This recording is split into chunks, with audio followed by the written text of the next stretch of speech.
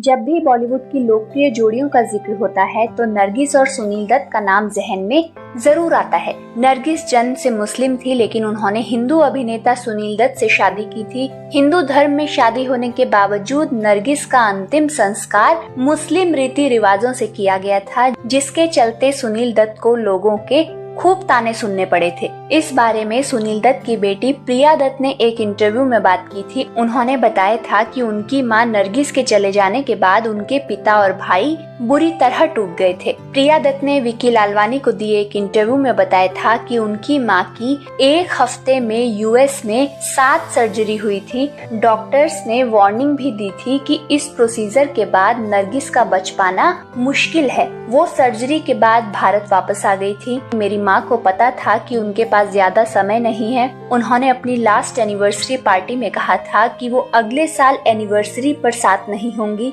संजय दत्त की पहली film Rocky के प्रीमियर से ठीक 3 दिन पहले उनकी मौत हो गई थी। उन्होंने भाई को भरोसा दिलाया था कि अगर उन्हें स्ट्रेचर पर भी ले जाना पड़े तो भी वो वहां उनके साथ मौजूद रहेंगी। यही वजह है कि उनके चले जाने के बाद उनके सम्मान में उनके लिए एक खाली सीट छोड़ी गई थी। अपने निधन से पहले नरगिस ने ये इच्छा जाहिर की थी कि वो अपनी दिवंगत मां के बगल में दफन होना चाहती हैं। प्रिया ने बताया कि मेरे पिता ने खुद का ख्याल रखना बंद कर दिया था और इस दुख से निपटने के लिए उन्होंने शराब का सहारा लिया। लेकिन एक दिन उन्हें एहसास हुआ कि उनके बच्चों को उनकी जरूरत है और उन्होंने अपनी जिंदगी को फिर से पटरी पर लाने का फैसला किया। प्रिया दत्त ने बताया कि मेरी मां नरगिस ने अमेरिका में अपने इलाज के दौरान बहुत कष्ट सहे, लेकिन जब उन्हें लगा कि उनका आखिरी वक्त अब करीब आ गया है तो उन्होंने भारत वापस लौटने की जिद की। प्रिया ने कहा, मेरे पिता पूरी तरह से टूट चुके थे। उनकी हालत देख हमें बहुत डर लगता था। हमें नहीं पता था कि वो क्या करने वाले हैं। मेरे पिता रोज देर रात कब्रिस्तान जाते थे और वो वहाँ माँ की कब्र के पास अकेले बैठे रहते थे।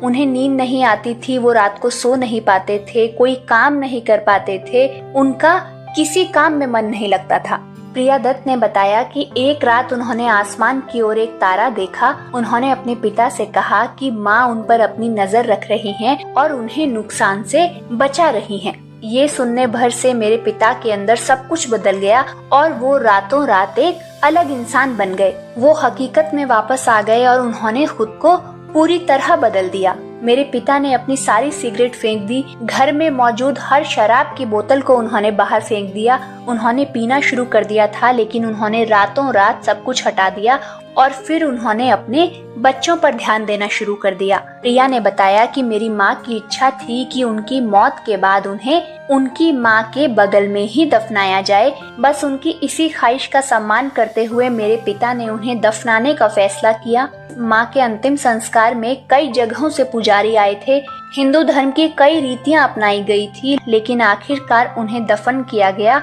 कई लोगों ने इसका विरोध किया कि नरगिस की शादी एक हिंदू से हुई थी और वो हिंदू धर्म अपना चुकी थी, इसलिए उनको दफनाने की बजाय उनका दाह संस्कार करना चाहिए। लेकिन मेरे पिता ने कहा था कि दफनाए जाने को लेकर नरगिस की इच्छा का सम्मान किया जाएगा और इसलिए वो उनकी इच्छा के अनुसार ही सब कुछ करेंगे। प्रिया ने कहा कि जब हम माँ का शव लेकर घर वापस आए तो वहाँ बहुत सारे मीडिया वाले मौजूद थे, जिनमें से एक पत्रकार ने मुझसे पूछा कि मैं कैसा महसूस कर रही हूँ। जाहिर तौर पर मैंने कुछ कहा होगा, क्योंकि इसके बाद पापा हमें एक कमरे में ले गए और उन्होंने हमसे कहा कि अगर हम रोना या चीखना चाहते हैं तो उनके साथ यहाँ करें, लेकिन बाहर हमें शांति बनाए रखनी होगी। जाते जाते आपको ये भी बता दें कि सुनील दत्त अपनी पत्नी नरगिस की कब्र की मिट्टी हरिद्वार भी लेकर गए थे। फिल्मी दुनिया से जुड़े ऐसे ही किस्से कहानियाँ जानने के लिए हमारे साथ जुड़े रहें। वीडियो अच्छा लगा हो तो प्लीज लाइक, शेयर और कमेंट जरूर करें।